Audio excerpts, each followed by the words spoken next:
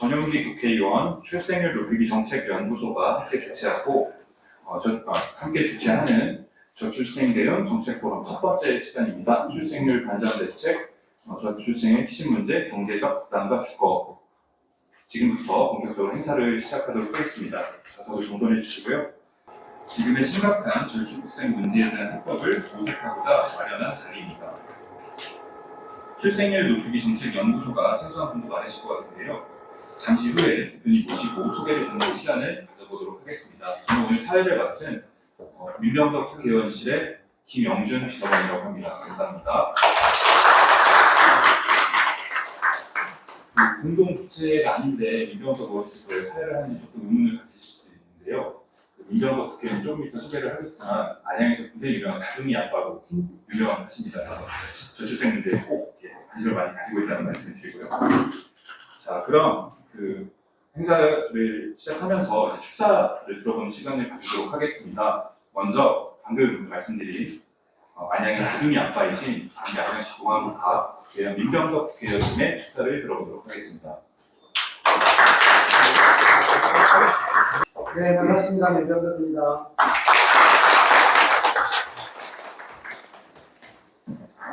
제 아이가 셋인데요. 이번에 셋째가 대학을 갔습니다. 그래서 육아 부담에서는 벗어났고,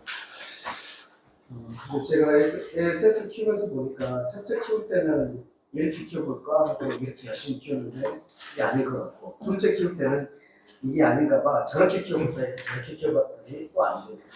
셋째를 키우면서 그냥 두니까 잘 크더라고요. 이게 제 노하우인데, 어떻게 하면 이제 저희 후배 청년들이 기본이 둘, 조금 더 나면 셋 또는 넷 이렇게 날 수 있게 할까 고민들이 많은데, 저희 큰딸을 비롯해서 그 연령에 있는 아이들의 생각은 지금 본인들도 힘든데 아이를 낳아서 본인들도 더 경제적으로 힘들어질 거라는 생각이 있고, 두 번째는 지금보다 더 나은 세상이 올 것 같지 않은데 아이들을 많이 낳아가지고 그 아이들이 그 불안한 세상 속에서 살게 하는 것이 부모로서 좋은 일인가, 이런 생각들을 하는 것 같습니다. 저는 저희 아버지 형제가 11남매였고 제 형제가 4남매였고, 그래서 이제 저는 이제 우리 아이들 셋 낳았는데, 근데 이제 우리 할아버지나 우리 아버지는 뭐 확실하게 하신 것 같아요. 본인들이 고생하면 우리 그 밑에 세대들이, 자식들이 더 나은 세상에서 나보다는 더 낫게 산다는 확신이 있었던 것 같은데, 솔직히 저를 비롯해서 많은 사람들이 우리 아이들이 우리들보다 더 행복하게 살 거라는 것에 대해서는 확실히 없습니다. 오히려 더 불행해질 거라는 것, 그대로 가면은 더 불행해질 거라는 것은 더 확실합니다. 기후 문제도 그렇고, 이 사회 양극화의 심화 속에서 그런 것도 그렇습니다. 그래서 저는 여기 많은 것들이 나열되어 있지만 가장 핵심은 저희가 기술이 발전하고 생산력이 굉장히 고도화됐는데 왜 이렇게 우리 인간은 불행해졌는가?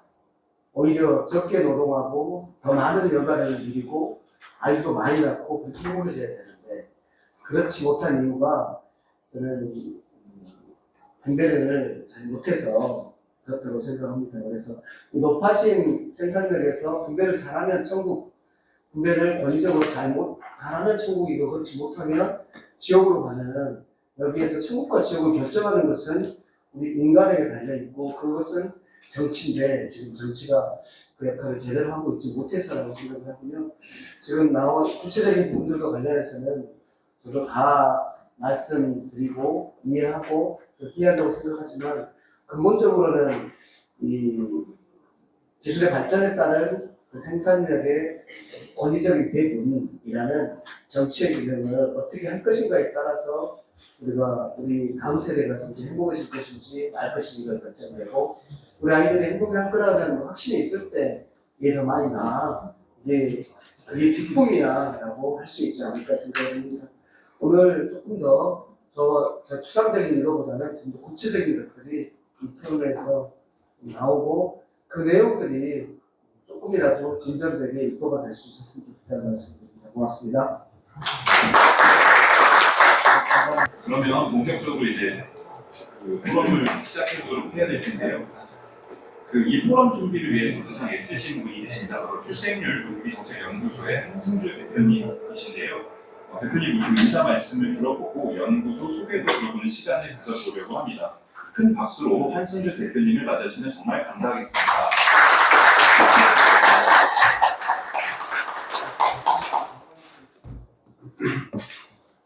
네, 저는 오늘 포럼을 열심히 준비한 우리 출생률 높이기 정책연구소의 한승주라고 합니다. 대표고요. 연구소장을 맡고 있습니다. 일단 저희 이름이 굉장히 직관적이죠. 출생률 높이기 정책연구소. 네. 사실 근데 정책 연구를 하기에는 저희 회원들이 뭔가 박사 학위를 가지고 엄청난 전문적인 연구를 할 수 있는 사람들은 아닙니다.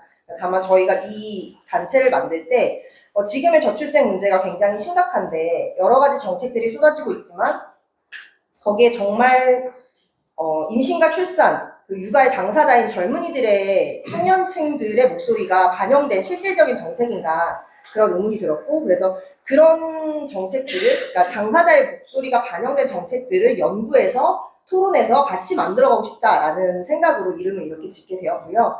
그래서 직관적으로 출생률을 높이기 위한 정책을 연구하는 모임이다라고 생각해 주시면 감사하겠습니다.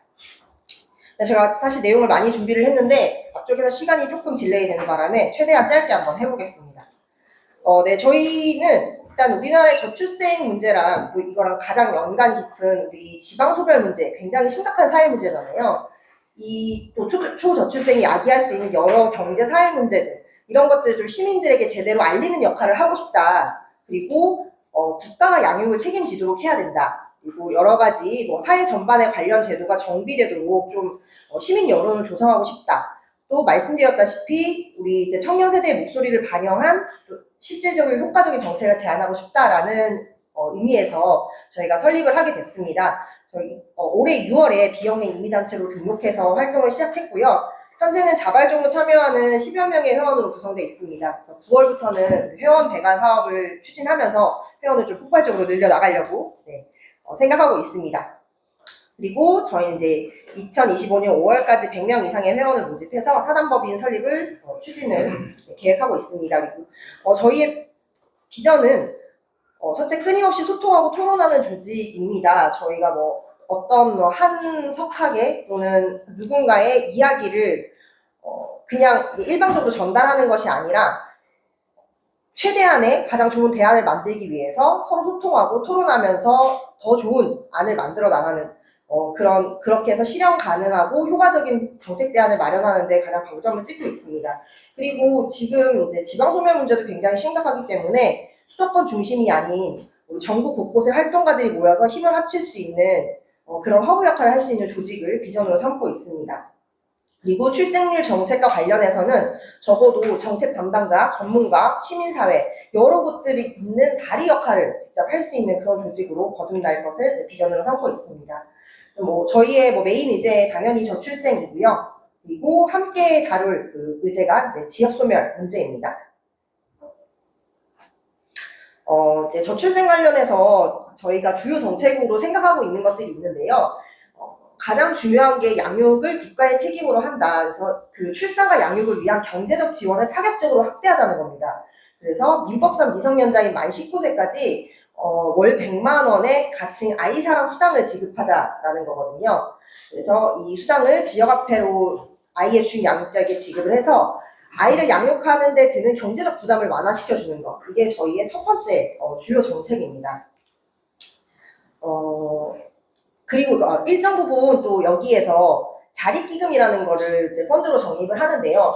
100만 원을 이제 지역화폐로 양육자에게 주면 아이를 위해서 쓸 수 있습니다. 근데 거기에서 제가 또 하나 생각했던 게 요즘에는 각 가정마다 소득 격차가 크기 때문에 아이가 성인이 되었을 때 어떤 아이는 빚을 안고 사회에 첫발을 내딛고 어떤 아이는 부모에게 물려받은 자산을 수십억씩 가지고 사회에 첫발을 내딛습니다. 하지만 이제 나라에서 처음으로 시민으로서 경제활동을 하는 시민으로서 나오는 그 아이를 응원하는 그 시드머니 이런 걸 국가가 줄 수 있다면 좋겠다라는 생각을 해서 이 100만 원 중에 약 한 20만 원 정도, 20% 정도는 아이의 이름으로 이제 아이의 자립 기금으로 펀딩을 해서 이제 적립을 해놓는 거죠. 그리고 아이가 20살이 되면 그걸 직접 인출해서 그걸 가지고 쓸 수 있도록 그런 식으로 정책을 설계하면 좋겠다라는 생각을 했습니다. 그래서 이게 저희가 이 아이사당 수당을 지급할 때 출생률 제고는 당연히 이제 도움이 될 것이라고 생각하고요. 추가적인 기대 효과도 있는데 이게 저희가 이제 코로나 팬데믹 당시 확인했듯이 이 지역 화폐의 여러 가지 효과들이 많이 증명이 됐는데 이 수당을 지역 화폐로 지급하게 되면 해당 지역의 경제 활성화 효과도 가져올 수 있다고 생각하고 있습니다. 그리고 이 수당을 지출함으로써 아이들 관련 산업이 전반적으로 또 활성화되고 궁극적으로 국가 경제 규모도 성장할 수 있다고 생각을 합니다. 수당 지급을 위한 예산 확보 방안에 대해서 좀 저희가 많이 좀 생각을 했는데요. 일단은 뭐 저희 최근에 뉴스에도 굉장히 많이 나왔을 겁니다. 뭐 1년에 50조, 48조를 쓰는데 그 중에 뭐 절반은 저출생과 관련 없는 예산이다. 뭐 이런 것들 이제 정부에서도 인지하고 있기 때문에 이런 전수조사를 통해서 예산을 재구성하는 게 필요하고요. 그리고 지금 중요한 것이 출생률 높이기가 지금이 마지막 골든타임이라고 생각하기 때문에 이 비상시국에 맞게 국가 채무 비율을 높이는 것까지는 생각을 해야 된다. 이런 게 저희의 주장입니다. 그리고 또 하나 중요한 게 이제 안정적인 주거환경 보장인데요.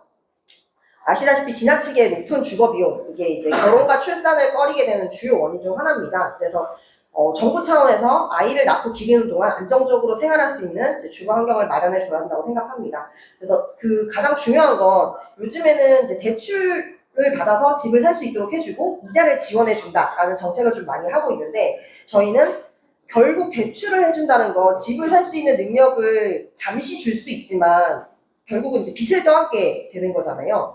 그리고 이렇게 해서 빚을 지어서 그 사람이 집을 사게 되면 집값을 떨어뜨릴 수 없죠. 집값은 계속 올라야 되고 그러면 그 이후 세대가 또 결혼을 하게 될 때는 더 많은 돈을 대출을 해줄 수밖에 없는 상황인 겁니다. 악순환이 되는 거죠. 그래서 대출 이자 지원이나 뭐 대출 지원 이런 게 아니라 직접적인 주거 지원 형태가 바람직하다 이렇게 생각하고 있습니다.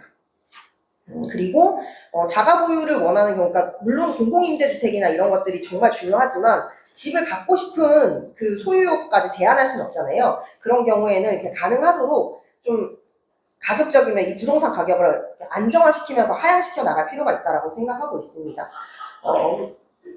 당연히 그러니까 경제적인 부담이 가장 중요한 문제지만 그 이후에도 이 저출생 문제에서는 여러 원인들이 작용을 하고 있습니다. 그래서 저희는 사회 구조적으로 완전한 대개혁이 필요하다라고 생각하는데요. 아주 중요한 것 중에 하나가 또 일자리 문제 해결과 노동환경 개선입니다. 소득이 없으면 출산도 없다. 당연히 내가 소득을 가질 수 있을 거란 기대감이 없으면 출산을 하지 않습니다. 이런 부분에 있어서 양질의 일자리를 발굴해내는 문제는 굉장히 중요한 문제고요. 그리고 출산휴가 육아휴직 확대, 노동시간 단축 이 문제에 있어서 청년들이랑 얘기하면서 그런 이야기를 했습니다. 무조건 육아휴직 늘린다고 장땡 아니다. 육아휴직을 1년, 1년 반, 2년을 하고 와서 나는 이 회사에 적응할 수가 없다라고 해요. 그러면 자연히 퇴출돼서 경제 영역에서 멀어지는 거죠. 그러니까 육아휴직을 무조건 길게 주는 게 아니라 탄력분료라든지 여러 가지 이제 고용 형태를 통해서 내가 계속 경제활동에 참여할 수 있으면 좋겠다라는 이야기를 많이 했습니다. 정책이 좀 그런 쪽으로 설계가 돼야 될 거라고 생각을 하고요. 사회문화적 환경 조성에서 뭐 성평등은 말할 필요 없이 너무 중요한 겁니다. 그러니까 유럽에서는 그러니까 이게 에스핑 앤더스의 다중균형 모델이라는 그래프인데요. 처음에 이제 그 성평등의 문화가 시작되면서 학교 출산율이 떨어집니다. 왜냐하면 여성들의 교육 수준도 높아지고 사회 참여도 더 많아지고 그러다 보니까 아이를 낳기보다는 내 생활의 행복감을 더 찾기 때문이죠. 근데 성평등의 정도가 계속 높아지면 오히려 출산율은 반등하게 됩니다. 왜냐하면 아이를 그러니까 임신하고 출산하는 건 오롯이 여성의 몫이지만 양육을 하는 건 이제 남성도 같이 할 수 있고 또 사회적으로도 사회가 같이 키워줄 수 있는 거잖아요. 그래서 그런 부분들이 해결이 되면서 오히려 출산율이 높아진다는 그래프고 실제 유럽에서 오른쪽 그래프를 보시면 그게 증명됐다고 할 수 있습니다. 그리고 이제 보육 및 교육환경 개선도 굉장히 중요한 문제라고 생각을 하고요. 공공보육시설을 확충하는 것들, 또 근무 형태가 지금 다변화되고 있기 때문에 여기에 대응하는 보육 서비스를 구축하는 것들은 너무 중요한 문제입니다. 그리고 또 하나 중요하게 생각하는 게 이제 교육제도 개혁이거든요. 저희 뭐 입시제도 개혁해야 된다 이런 말들 굉장히 많이 하지만 뭐 경쟁이 너무 심하다라는 말 많이 하는데 그게 저희 지금 이제 선언적으로 그치는 게 아니라 이제는 진짜 제도적으로 뭔가 확실하게 액션을 보여줘야 된다라고 생각합니다. 그래서 국공립대 지원을 강화하고 수도권 소대의 사립대 지원을 확실하게 축소를 해서 대학들이 조금 더 이제 광역 경제권을 바탕으로 해서 지역 산업과 연계해서 이제 특성화될 수 있게 지원을 하고 수도권에 집중되어 있는 대학들의 서열화를 좀 깨야 된다라고 이제 생각을 하고요. 그러면서 이제 그것들이 서울에 있는 유수 대학들을 지방으로 이전하는 그런 지원 정책으로 공적으로 가야 된다고 생각합니다. 그리고 이게 또 이제 대학을 지방으로 이전시키는 게 가능하냐, 불가능할 것 같다라는 이야기들 많이 하시는데 사실 이제 해당 대학교가 현재 위치한 그 부동산이 있잖아요. 땅이 있고 건물이 있고 그 부동산의 소유권이랑 사용 수익권을 그대로 보장하고 또 지자체에서 한 뭐 30년이 됐든 이렇게 그 대학을 유치하고 싶은 지자체에서 학교 부지를 무상 임대하고 여러 가지 파격 조건을 제시하게 된다면 이 지방 이전이 불가능한 것만은 아니라는 생각을 가지고 있습니다.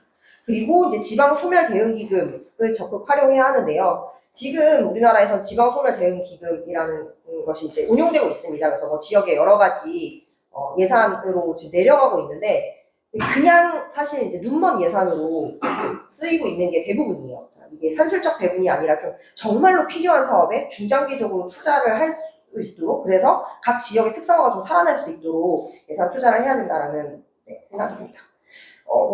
지금까지 저희가 이제 주요 정책들을 좀 말씀드렸다면 그동안 연구소가 어떻게 활동해왔고 앞으로는 어떻게 활동하고 싶은지 잠시 소개드리겠습니다.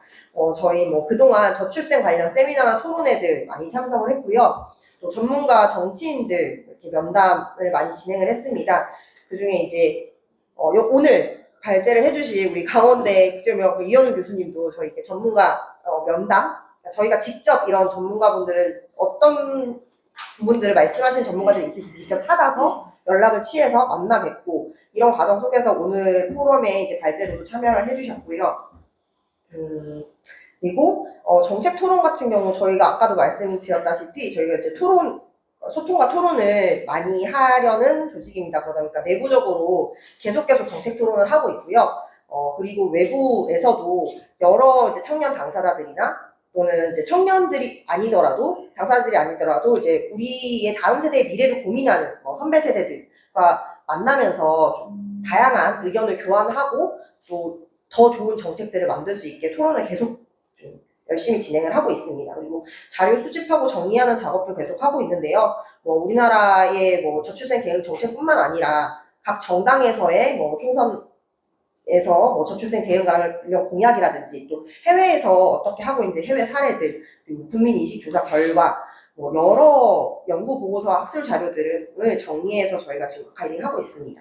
그리고 실제 현장도 방문하고 있는데요. 지난 7월 3일에는 전라남도 강진군을 그리고 최근에 8월 28일에는 당진시 충남 당진시를 다녀왔습니다. 그래서 강진군 같은 경우에는 2021년에 이제 행정안전부에서 처음으로 소멸위기 지역을 지정했을 때 같이 선정이 됐던 곳인데 작년부터 출산율 반등에 성공했습니다. 거기에 어떤 그 비법이 있었나 보니 산후조리원 비용을 전액 지원하고 7살까지 아이 한 명당 양육수당 60만 원을 지급하고 있었습니다. 지금 전국에서 양육수당을 60만 원까지 지급하는 곳은 지자체 유일하거든요. 그래서 이런 부분들이 확실하게 출산율을 반등시킬 수 있구나라는 걸 좀 확인을 했고요. 그리고 향후에는 저희가 이제 이런 활동들을 계속 당연히 지속해 나갈 생각이고요. 그리고 좀 새로운 활동들도 기획을 해갈 겁니다. 그래서 이렇게 포럼이나 세미나들 이런 것들 자주자주 좀 많이 해서 더 많은 분들과 좀 토론할 수 있는 기회를 만들려고 하고 또 이제 저희가 토론회가 이렇게 국회에서 저희들끼리 앉아서 하는 거 말고 진짜 당사자들, 시민들이 모여서 좀 이렇게 좀 난상 토론할 수 있는 그런 토론을 좀 기획해보고 싶다는 생각이 있습니다. 그래서 진짜 그냥 일반 시민들의 생각을 좀 나이브하게 들어보는 자리를 좀 마련하려는 생각이 있습니다. 그래서 저희가 일단 앞으로는 사단법인까지 설립을 해서 더 구체적이고 좀 실효성 있는 대안 마련해 나가고 궁극적으로 이 법인 소속의 활동가 또는 전문가가 직접 의회로 진출해서 이런 활동들을 계속 하려는 계획을 가지고 있습니다. 지금 현재 저희 연구소에서 블로그를 운영해서 여기에 조금씩 자료들이나 저희 의견들 올리고 있고요. 오늘 돌아가신 길에 생각나시면 네이버에서 한번 검색해 보시면 감사하겠습니다. 그리고 앞으로는 이제 온라인 웹진도 발행할 계획을 가지고 있고, 또 이제 유튜브 계정도 이제 운영을 하려고 하고 있습니다. 지금 사실 근데 단체를 직접 해보다 보니 인력도 그렇고 시간도 그렇고 이제 유튜브까지 운영하는 게 쉽지는 않아서 지금은 거의 이제 손을 놓고 있는데, 조금 더 이제 더 많은 회원분들이 모이고 더 생각들이 모이면 또 적극적으로 추진해볼 생각입니다. 네, 여기까지 연구소 소개 마치도록 하겠습니다. 2시간 들어주셔서 감사합니다. 발표하느라 고생해주신 한승주 대표님께 다시 한번 큰 박수 부탁드리겠습니다. 정말 내실 있는 연구, 멋진 비전, 그리고 아주 직관적인 이름을 가진 출생률 높이기 정책연구소, 앞으로도 많은 관심 가지고 지켜봐 주시면 감사하겠고요. 여기서 지켜만 보지 마시고 주변에 또 널리 전파해서 관심을 모아주시면 정말 감사하겠습니다. 다음으로 오늘의 이제 메인 이벤트라고 할 수 있는데요. 앞서 한승주 대표님께서 소개해주신 이현훈 교수님의 주제 강연이 있겠습니다. 주제 강연에 앞서서 이현훈 교수님을 소개해드리자면, 교수님께서는 미국 오리건 대학교 대학원에서 경제학 박사학위를 취득하셨습니다. 그리고 현재 강원대학교 경영대학 국제무역학과 교수로 재직 중이십니다. 2018년에는 한국경제연구학회 회장을 역임하셨고, 지금은 제4의 연구소 대표를 맡고 계시기도 합니다.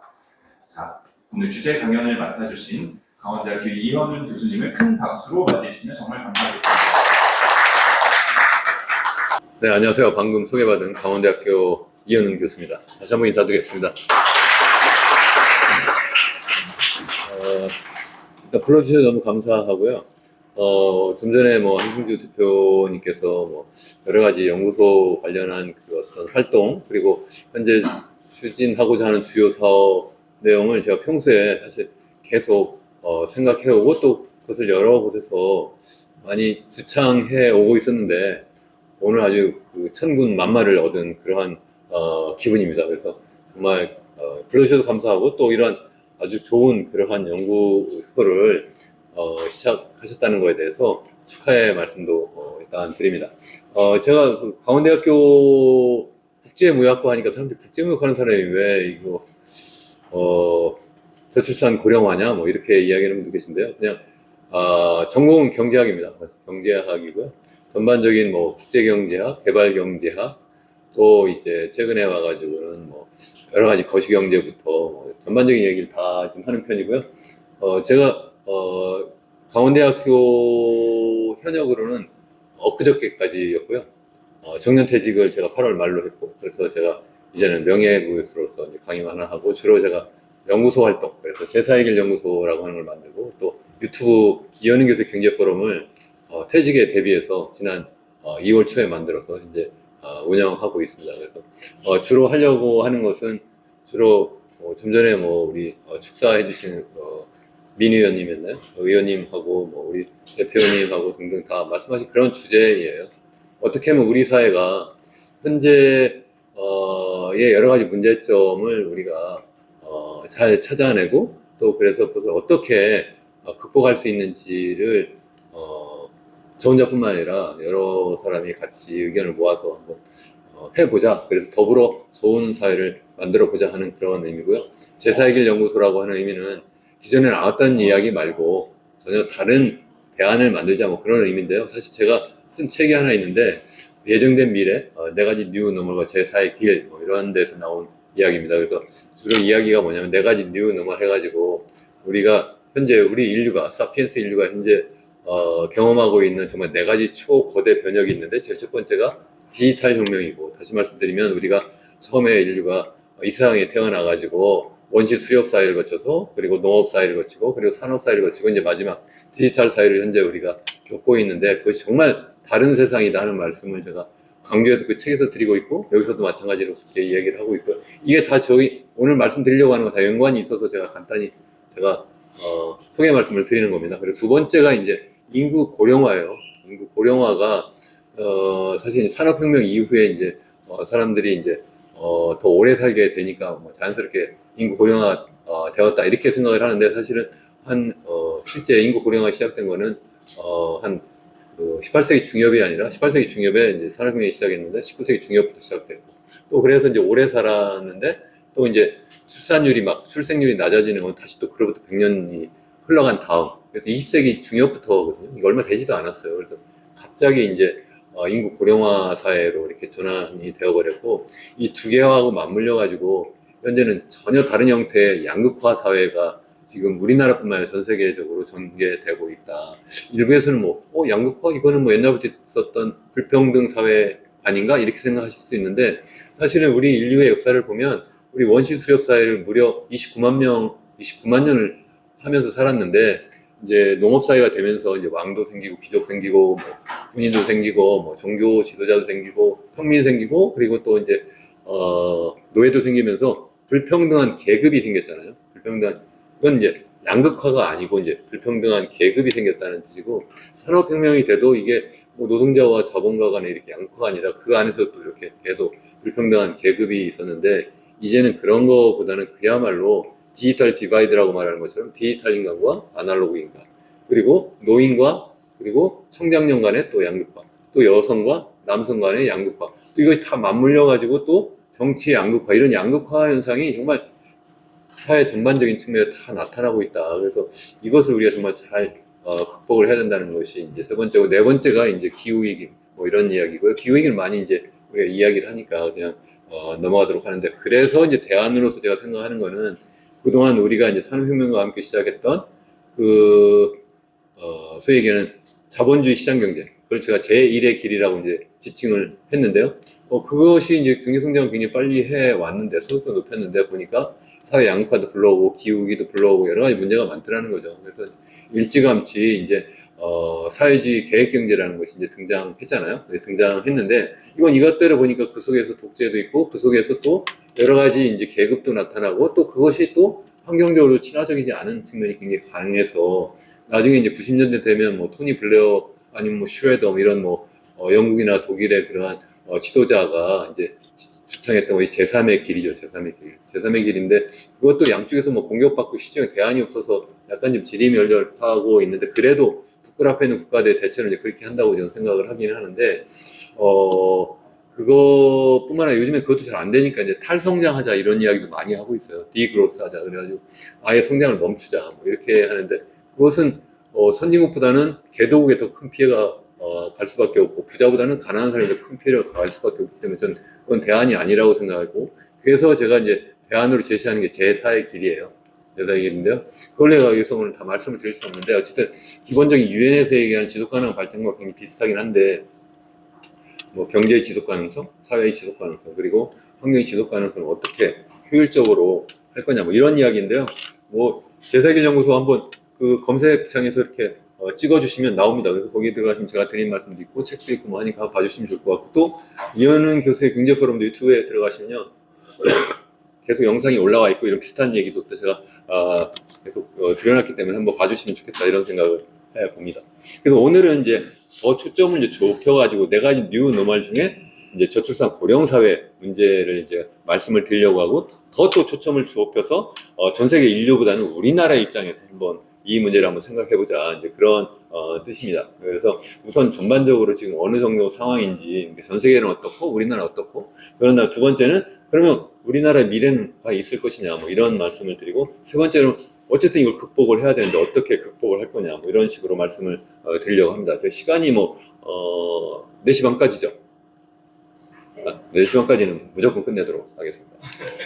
확실히 잘 끝냅니다.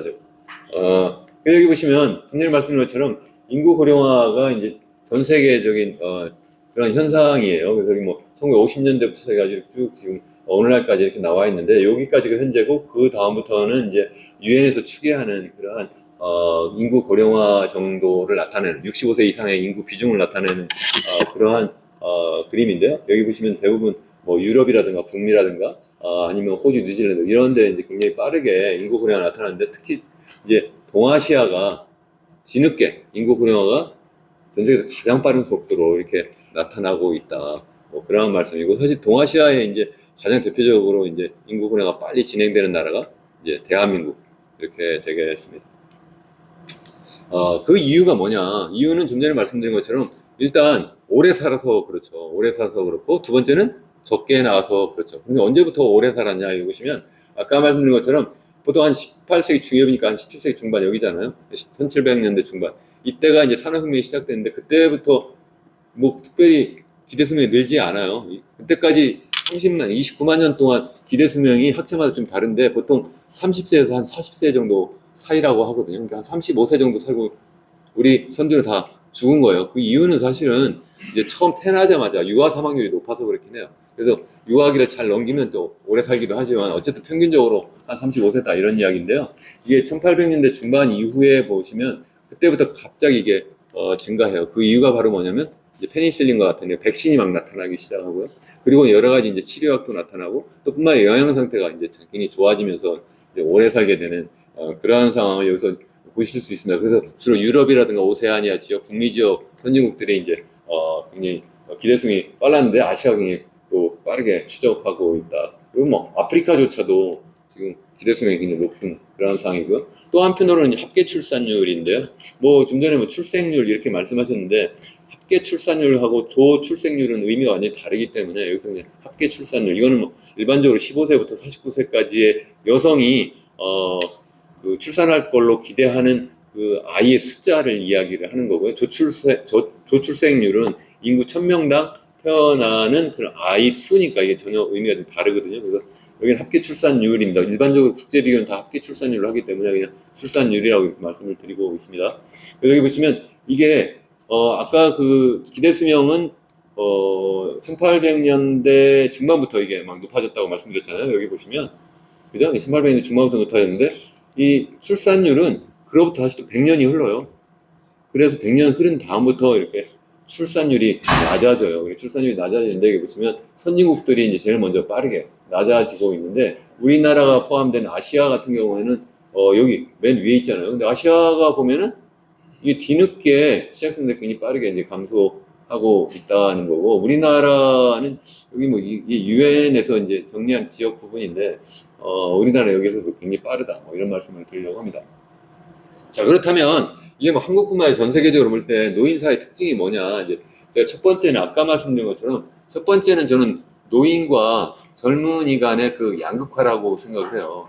이 전 정말 심각하다 저는 그렇게 생각을 해요. 우리나라도 지금 여러 가지 그 노인분들과 그러니까 연세 많으신 분들과 그리고 청장년 간의 그 갈등이 지금 많이 나타나고 있잖아요. 대표적인 것이 이제 연금 문제 같은 거죠. 연금을 과연 누가 얼마나 부담해서 그래서 노년기에 그 노인들을 부양할 것이냐 이런 건데요. 노인들 입장에서 생각하면 당연히 자기가 정말 가난할 때부터 시작해가지고 이 사회를 이만큼 끌어올렸으니까 자기가 그러다 보니까 자식 키우고 뭐 이러다 보니까 내가 지금 갖고 있는 게 없는데 사회가 부양해 주기를 바라는데 반면에 이제 젊은 사람들이 입장에서 생각하면 상대적으로 숫자가 자꾸 줄어드니까 내가 왜 내 부모도 내가 지금 부양을 못 하는데 왜 내가 그러한 여러 가지 사회 보험을 많이 내고 세금을 많이 내가지고 나이 많은 분들을 내가 부양을 내가 책임져야 되느냐. 그런 다음에 나는 또 누가 부양을 할 거냐. 이런 문제가 굉장히 심각하다는 거예요. 그래서 이 문제를 정말 해결하기가 정말 어려울 거다. 이거는 뭐 제가 볼 때는 솔로몬이 와도 해결하기 굉장히 어려워요. 어떻게 해결하느냐. 출산율을 높이는 수밖에 없다. 이 높이지 않고는 방법이 없어요. 그래서 방법이 없다는 말씀을 제가 꼭 드리고 싶어요. 실제 이게 보면 각 그 가정에서도 부모 세대하고 젊은이 간의 양극화가 그리고 또 갈등이 점점 더 심화될 거라고 저는 생각을 해요. 왜 그러냐면 우리 그 부모 세대만 해도 그 조부모님 세대께서 보통 뭐 오래 사시면 70세 정도 이렇게 사시다 돌아가시잖아요. 그러니까 환갑되면은 뭐 축하 연도 베풀어 드리고 이렇게 했어요. 그 이유는 뭐냐면 좀 있으면 돌아가시고 그러면 재산이 다 내 거가 되니까 축하를 해드린 거잖아요. 농담입니다. 그리고 뿐만 아니라 사실 농업사회였기 때문에 돌아가실 때까지 어떻게 해요? 집에서 같이 있으면서 같이 밭일을 같이 해주세요. 생산의 일부, 생산활동을 같이 해주시기 때문에 부양하는 분이 아니라 우리를 같이 더불어 잘 살게 하는 그러한 역할을 하시는 분들이 조부모 세대고 부모 세대니까 그냥 별로 갈등이 없는 거예요. 그러니까 돌아가실 때까지 별로 이렇게 부양을 많이 안 받아도 되고 또 일찍 돌아가시면서 재산도 넘겨주고 이제는 아니에요. 100세까지 사시는데 그분이 보니까 재산을 넘겨줄 수가 없잖아요. 그분도 살아야 되니까. 그러니까 그분이 100세면 내 자식은 보니까 어떻게 됩니까? 한 70세 뭐 이렇게 돼버려요. 그때까지 난 재산을 못 물려받으니까 당연히 힘들 수밖에 없고 그분의 또 자식은 이제 30, 40대인데 그건 또 어떻게 할 거냐는 거죠. 그러니까 재산이 넘어가지 않아요. 특히 우리나라 서울 같은 경우에 보면 서울에 좋은 집들 다 누가 갖고 있나요? 연세 많은 분들이 갖고 계세요. 연세 많은 분들이 갖고서 그걸 가지고 어디 갈 수가 없고 내놓지를 못하니까 그러니까 이제 지방에서 아니면 그 서울에서도 젊은 사람들이 이제 성인이 되어가지고 일자리를 찾고 그래가지고 결혼하고 아이를 가져야 되는데 들어가서 살 집이 없는 거예요. 그래서 출산율이 떨어지는 것도 중요한 원인이다. 저는 그렇게 생각을 합니다. 특히 우리나라가 그렇게 이런 초고령화가 굉장히 빨리 진행되고 있기 때문에 그런 문제가 있다는 거고요. 노인은 그럼 다 뭐 부자냐 그것도 아니죠. 노인은 또 일단 한번 이제 그 일자리에서 떨어져 나가게 되면 그 다음부터는 사실 자기가 부자냐 가난하냐에 따라서 그것을 회복할 수 있는 그러한 기회가 이제 없잖아요. 젊었을 때 내가 한번 사업하다 망해도 내가 다시 극복할 수 있는 그런 기회가 있는데 그 세컨 찬스가 없기 때문에 이 부자 노인과 가난한 노인 간의 그런 어떤 양극화도 굉장히 심화될 거다. 참고로 우리나라가 전 세계에서 그 자살률이 제일 높다는 걸 아시잖아요. OECD 가장 높고요. 전 세계적으로 보면 한 4위 정도 됩니다. 4위 정도면 뭐 굉장히 높은 나라예요. 선진국 중에 대표적으로 우리나라 높고 근데 우리나라 대표적으로 왜 그렇게 높냐 하면 노인 자살률이 굉장히 높아서 그래요. 노인 자살률이 제일 높고요. 또 뿐만 아니라 노인 빈곤율도 또 OECD의 평균적에서 대표적으로 높아요. 가장 높은 나라다. 그러니까 이 노인들을 그냥 내버려 둘 수 없는 거예요. 방치할 수 없어요. 근데 문제는 또 젊은 사람이 없어요. 이래서 부양할 사람이 없다. 이게 우리 사회에 정말 큰 문제다. 그러니까 뭐 우리가 그냥 거대 담론을 우리 행복한 사회 만들면 그러면 뭐 출산율도 높아지고 뭐 다 좋아. 이렇게 말씀하시는데 그거는 그냥 원론적인 얘기고요. 실제 이런 문제가 이렇게 딱 들어가면 이게 해결하기 굉장히 어렵다 하는 말씀을 제가 드리는 거고요. 세 번째는 이게 구조적인 경기 침체 가능성이 있다라고 생각을 해서 경제학자로서 제가 드리는 말씀인데 한번 생각해 보세요. 이게 인간은 결국 무슨 역할을 하죠? 생산자이면서 소비자예요. 그죠? 자, 생산을 하는데 우리가 보통 생산 요소 토지, 노동, 자본 3대 생산 요소라고 그래요.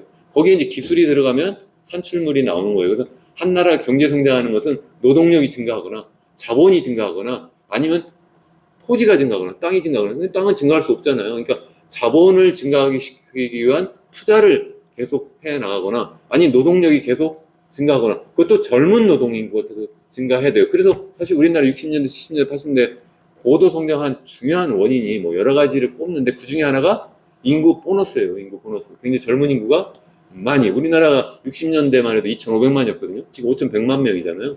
그래서 인구가 막 늘어나고 그것도 젊은 인구가 막 늘어나고 그것도 도시가 아니라 농촌에서 살다가 도시로 막 몰려오면서 그 사람들이 산업 역군이 되니까 우리나라 굉장히 빠르게 성장을 했는데 그게 다 끝났다. 이게 총인구도 줄고 그리고 생산 가능 인구, 젊은 인구가 계속 줄어들고 있기 때문에 생산이 안 된다. 이거에 대해서 그러니까 일부에서는 또 그렇게 이야기를 하는 사람들이 있어요. 그래도 여기 나오는 인공지능 로봇이 대체하면 되지, 뭐 이렇게 공장 자동화하면 되지 이렇게 이해하는 분도 계신데 일정 부분 맞긴 합니다만 저게 충분하지 않다 하는 말씀이에요. 제가 사실 뭐 여러 가지 컨설팅을 많이 하는데 그 중에 하나가 이제 ADB 아시아 개발은행 컨설팅을 제가 하는데요. 올해 한 3개 정도 하는데 그 중에 하나가 바로 이거예요. 인구 고령화 진행될 때 어떻게 이걸 가능하면 그 부작용, 그러니까 경제 성장에 미치는 부작용을 좀 완화시킬 거냐, 순화시킬 거냐, 어테뉴에이트 할 거냐, 뭐 이런 건데요.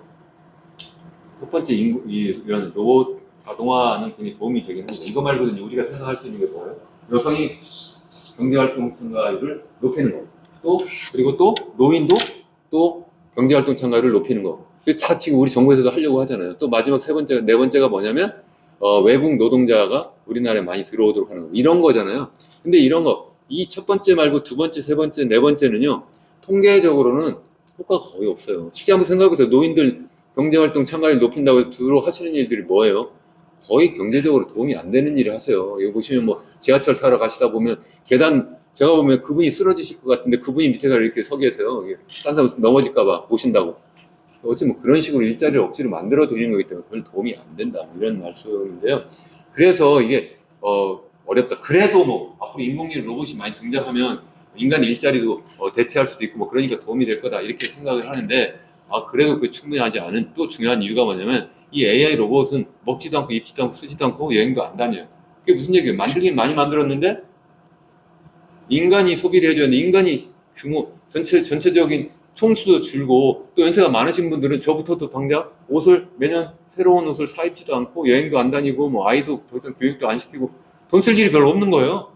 소비가 줄어드니까 생산만 많이 하면 뭐하냐. 전반적으로 생산 규모가 줄어서 그러다 우리가 구조적 경기 침체라고 그래요. 대표적으로 전 세계적으로 보면 그게 일본이고 그게 바로 유럽이에요. 일본과 유럽이 그렇게 되고 있는데 우리나라도 그쪽으로 지금 가고 있다 하는 말씀을 제가 이제 드리는 거죠.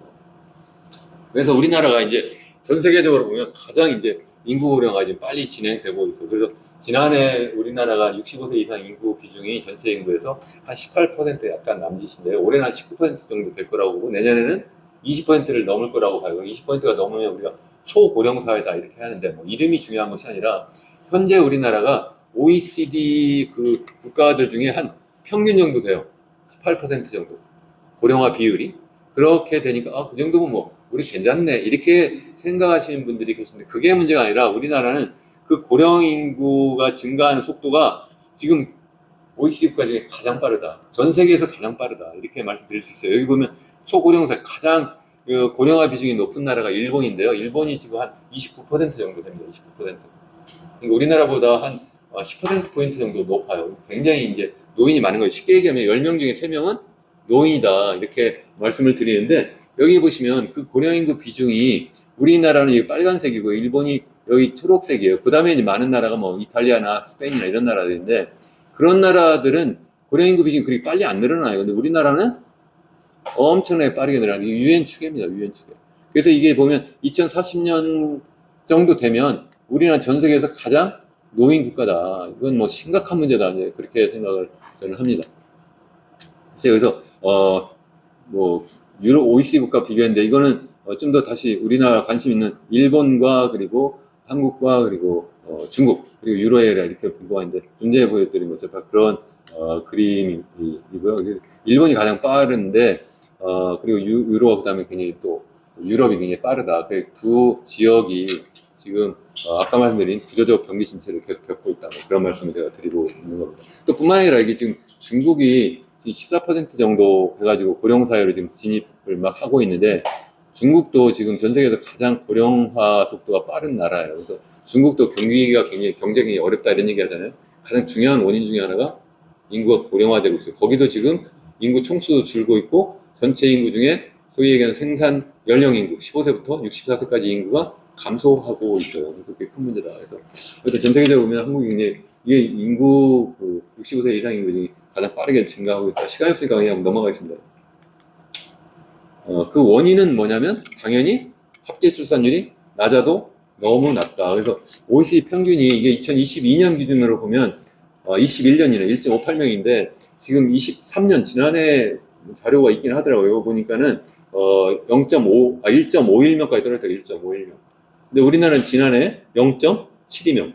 그리고 올해는 0.7명도 지키기 어려울 거다. 이렇게 이야기를 합니다. 0.7명이면 우리가 보통 이제 현재 인구가 계속 유지되기 위해서는 한 2.1명 정도 돼야 된다. 남성은 아이를 출산할 수 없으니까 결국은 여성이 2명 정도 플러스 0.1명 정도 더 그래야지만 뭐 중간에 사망하더라도 계속 그 정도 인구를 유지한다 이렇게 하는데 우리나라는 그것의 3분의 1 정도? 0.7명이면 3, 7에 20 그러니까 딱 3분의 1밖에 되지 않으니까 이게 굉장히 심각한 문제다. 그것도 전 세계적으로 가장 낮은 거예요. 그것도 정말 특이한 게 우리나라는 정말 화끈하긴 화끈해요.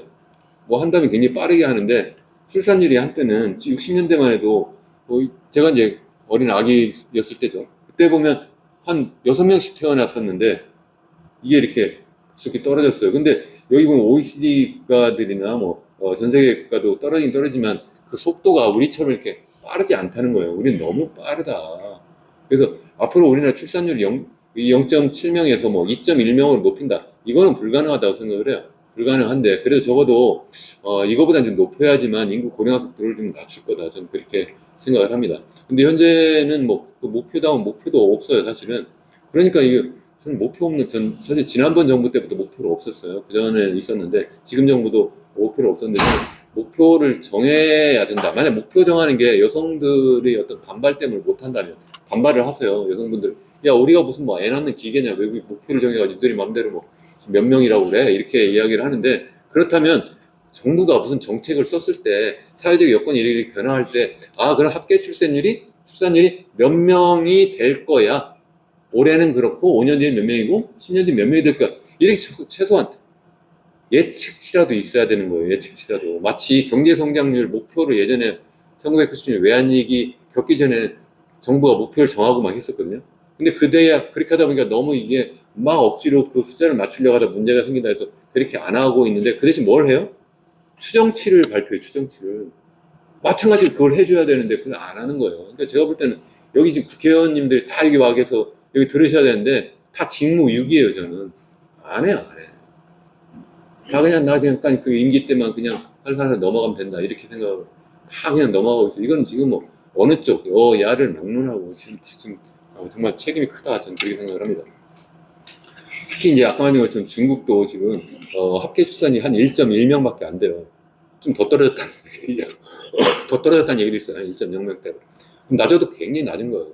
그래서 중국도 지금 큰 문제다. 뭐 이렇게 이야기를 하고 있습니다. 아까 말씀드린 것처럼 10년 만에도 100만 명 태어났는데 지금 지난해 23만 명 태어났어요. 올해는 한 20만 명 정도 태어나지 않을까 이렇게 현재 생각을 하고 있습니다. 이게 말이 됩니까? 이게 지금 70년부터 지금 2023년 하면 이게 뭐 얼마 됐어요? 이게 지금 50년밖에 안 됐잖아요. 50년 만에 어떻게 4분의 1쪽, 5분의 1쪽이 나냐고 이게 이게 정말 말이 안 되지. 그동안 정치한 사람들 다 정말 할복 자살을 해야 되는 거예요. 말도 안 된다 정말 이거는. 어떻게 이렇게 내버려 뒀는지 죄송합니다. 할복 이렇게 흥분까지 하는데 정말 말이 안 된다 말이. 어떻게 이걸 내버려 두냐 말이에요. 정말 제가 그래서 이건 정말 아니다. 계속 제가 유튜브 방송에서도 제일 흥분하는 그 주제가 있어요. 첫 번째는 이 저출산 문제, 저출산 고령화 문제. 두 번째 부동산 주택 가격 문제. 이것도 정말 제가 볼 때 완전 직무유기라고 생각을 하는데 집값 막 뛰어오르고 어쨌든 지금 이게 또 사실 두 개가 또 연관이 있어요. 어쨌든 굉장히 심각하다. 그럼 앞으로 미래가 있느냐? 지금 총인구 지금 이미 줄어들고 있다. 2022년 뭐 그때 기점으로 해서 지금 줄어들고 있다. 성장률이 감소해서 앞으로 점점 더 많이 감소한다. 그래서 지난해만 해도 우리나라가 한 12만 명 인구가 줄어들었어요. 5,100 한 지금 한 50만 좀 더 될 텐데 매년 한 12만. 근데 12만만 주는 게 더 빠른 속도로 줄어든다. 제가 그렇게 그런 얘기하면 좀 듣다가 그 얘기 듣다가 이제 뭐라고 우리나라는 땅덩어리도 좁은데 10만 제곱킬로미터에서 이렇게 많이 사는데 인구밀도도 높은데 당연히 좀 줄으면 좋지. 당연히 줄으면 좋죠. 저도 그렇게 생각합니다. 솔직히. 근데 모든 인구에서 보면 그 모든 연령층이 똑같이 줄어들면 좋아요. 근데 문제는 연세 많으신 분은 계속 늘어나는데 그분들을 부양해야 될 젊은 사람이 줄어드니까 문제라는 거예요. 젊은 사람이. 예? 그 얘기를 하는 거예요. 그러니까 인구 구성이 문제가 된다는 거지. 총수가 좀 줄어들면 어때요? 사실 경제학자도 제가 뭐 이런 걸 통계 분석도 많이 하는데 인구가 느냐 주냐 이게 경제 성장률에 영향을 주지 않아요. 예전에 뭐 메서스가 뭐 인구가 너무 빨리 늘어가지고 경제 성장이 뭐 줄어든다 이렇게 했는데 다가 아니에요. 아니라고 이미 판명이 났고요. 인구가 준다고 해서 반대로 또 경제 성장이 마이너스냐 플러스냐 아니에요.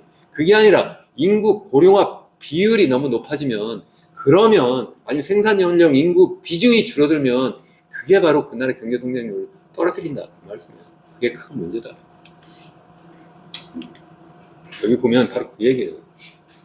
총수로도 이미 2018년부터 감소하고 있고 그리고 비중으로 전체 인구에서 차지하는 생산 연령 인구 아까 15세부터 64세까지라고 했잖아요.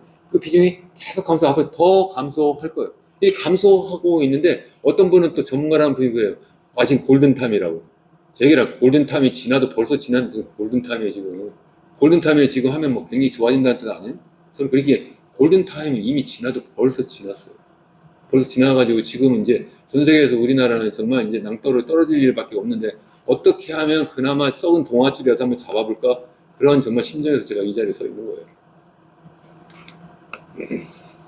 그러다 보니까 이제 전에 말씀 생산력 인구 줄고 고령 인구는 늘고 이게 문제라는 거예요. 그러니까 전체 인구가 줄어드는데 고령 인구는 늘는데 얘가 줄고 또 생산력 인구가 될 유선 인구가 주니까 이게 문제다. 저는 그 말씀을 드리려고 하는 거죠.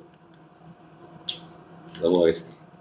그럼 이제 어떤 의미가 있냐. 첫 번째가 바로 아까 만든 것처럼 경제 성장 잠재력이 떨어진다. 그래서 우리나라의 경제 성장 잠재력, 보통 GDP 잠재 성장률이 한 2%라고 현재 보고 2%라고 보고 있는데, 사실 우리나라가 지난해 1.4% 성장했고요. 올해는 한 2.5% 정도, 2.4% 정도 성장할 거라고 지금 뭐 KDI와 뭐 한국은행 등이 이렇게 지금 이제 예측을 하고 있는데, 목표치가 아니라 예측을 그렇게 하고 있는데, 현재 한국은행에서 뭐 추계한 거나 뭐 KDI 추계한 거 다 대부분 한 2% 정도와 잠재 성장률이다. 그 얘기는 인플레이션 뭐 무리하지 않고 앞으로 계속 지속 가능한 그러한 경제 성장률이 2%다 이러는데, 이 KDI가 한국은행이 추계한 거에 보면 2030년대 중반 정도 되면요 1% 밑으로 떨어져요. 0% 되고 40년대 중반이 되면 0% 밑으로 떨어져요. 0%.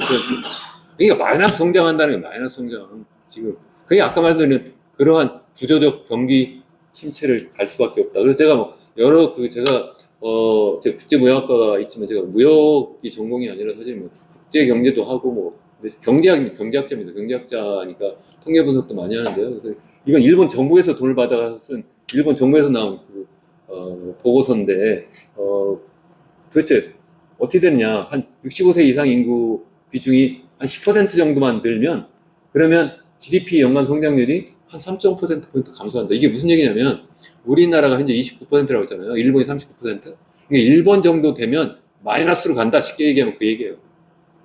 실제 우리나라의 65세 이상 인구가 지금 18%, 19%라고 하는데 9% 정도 될 때, 10% 낮을 때 그때 우리나라의 잠재 성장률인 2% 플러스 요거 3.5% 하면 그 정도 돼요. 6% 지금 6% 정도 됐습니다.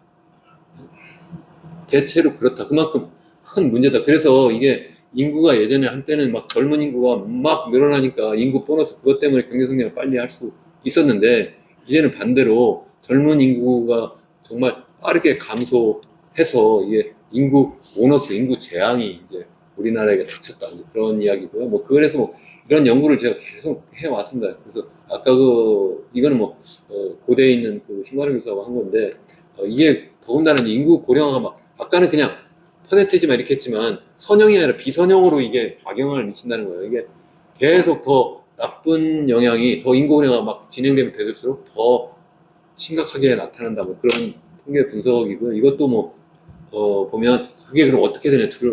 이 젊은 인구보다 나이 드신 인구는 전체적인 숫자는 똑같더라도 어때요? 아무래도 열심히 일할 수가 없잖아요. 눈도 좀 침침해지고 아무래도 근력도 좀 약해지고 뭐 아니 창의력도 좀 떨어지고 그래가지고 이 생산성이 좀 떨어지거든요.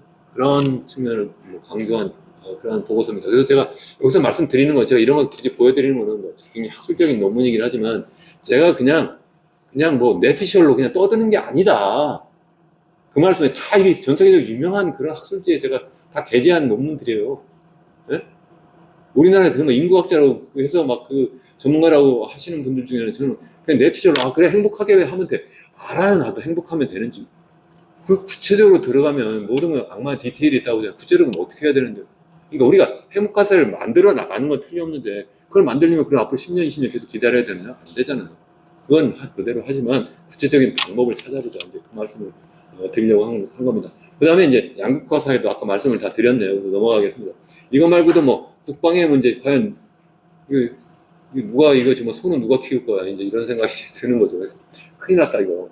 아까 사회보장 문제, 교육 문제, 뭐 부동산 문제. 부동산 문제도 제가 계속 제 유튜브에 오시면 정말 재밌습니다. 꼭 오셔가지고요 시청해 주시고 구독과 좋아요. 농담입니다. 한번 오시면 빠질 거니까 한번 보시고요. 부동산 문제도 이게 제가 이 드릴 말씀이 너무 많아요, 사실. 이것도 정말 경제적인 측면에서 보면 인구가 고령화되고요. 그러니까 젊은 사람들이 집을 수요하는 사람들이 줄어들어 버리고 경제 성장률도 줄어드니까 소득이 증가하지 않고 실제 우리 가계수도 명목적으로도 실제로 다 감소하고 있어요, 이미. 거기다가 또 이제 유동성, 금리도 예전처럼 이렇게 많이 떨어지지 않을 거예요. 한국은행 총재가 며칠 전에도 한 얘기예요. 근데 어떻게 주택가격이 막 떠요? 뜰 수가 없어요. 근데 왜 떠요? 정부가 억지로 막 그냥 빚내서 집세라는 정책 써서 그렇거든요. 그런 정책 써가지고 띄우는데 그게 계속 할 수 없다. 그런 말씀 드리려고 하고, 이따가 이게 바로 저출산 대책, 저출생 대책하고 연관이 있어요. 그래서 제가 이따 그 말씀도 드리겠습니다. 그냥 어떻게 이제 극복할 거냐, 이제 이런 거잖아요. 여기 이거 가지고 25분 말씀을 드리면 될 것 같습니다.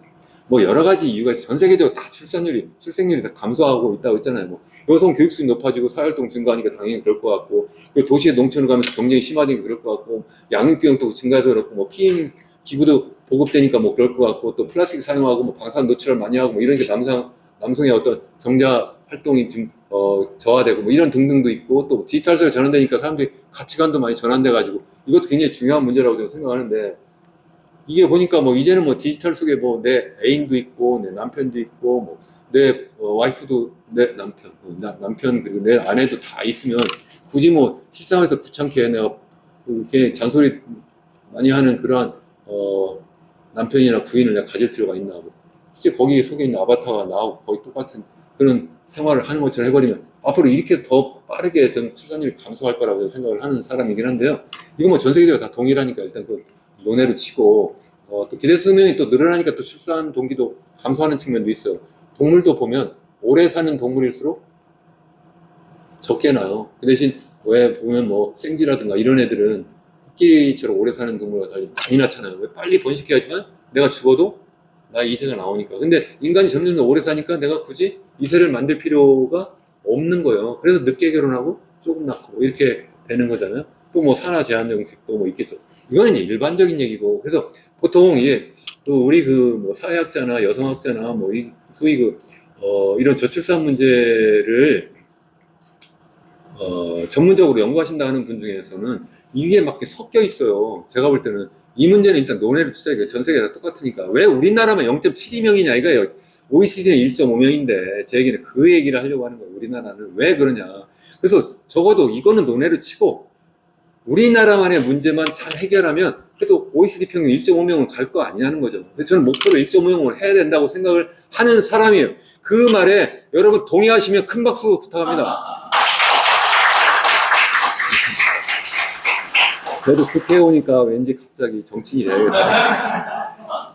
이런 생각이 갑자기 듭니다. 정말 농담입니다.